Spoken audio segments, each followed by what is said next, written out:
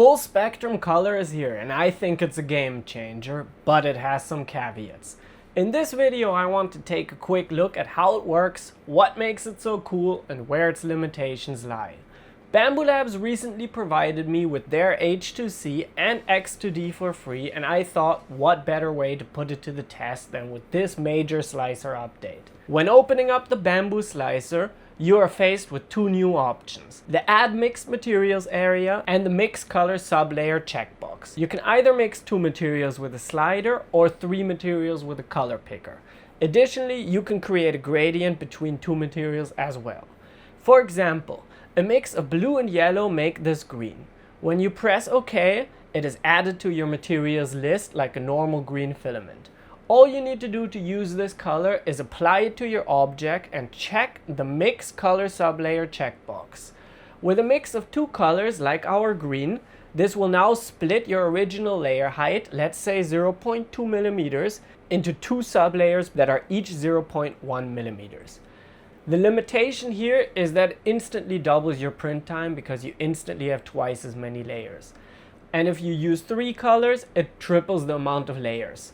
The Bambu slicer is currently locked to a maximum of 34 colors at once, and all the online parts portals like MakerWorld and Printables don't fully support these mixed material models yet. In testing, I went through a bunch of different rolls of materials, and using the right one is key here. It's important to pay attention to how transparent or translucent your material is. If you cannot shine light to the material, the color will not blend well. This is measured by a light transmission distance tester. The longer the light transmission distance, the better it is to mix. For example, Bambu Lab's matte blue filament has a transmission distance of 0.1, and the Polymaker comes out at a much higher transmission distance of 5.2. And in my testing, the higher the number of the transmission distance, the better the end results will be. For anyone starting out, I don't recommend picking up a transmission distance tester. Just pick up a set of translucent CMYK filaments like Polymaker's Panachroma. Next, what printers will work with this and how much time do you waste? And this is very easy to answer. It theoretically works on any multicolor printer and it wastes a ton of time.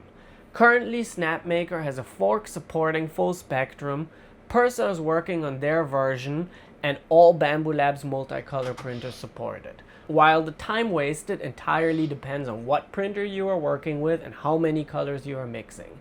For example, this tray takes 30 minutes to print without mixing colors. But looking at this table, you can see that with two colors it takes 1 hour and 4 minutes, and with three colors it takes 2 hours and 11 minutes for the fastest Bambu Labs printer, which is the H2C. But this is the best case scenario.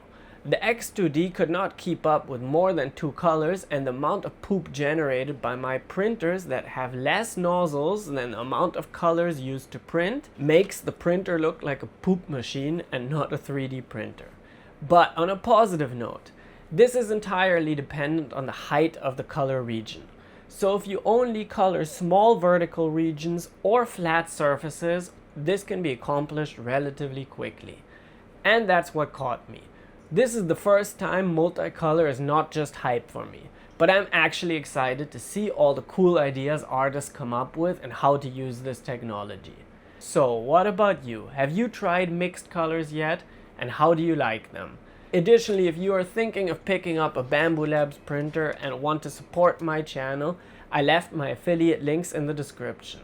Thanks for watching and have a nice day. Bye!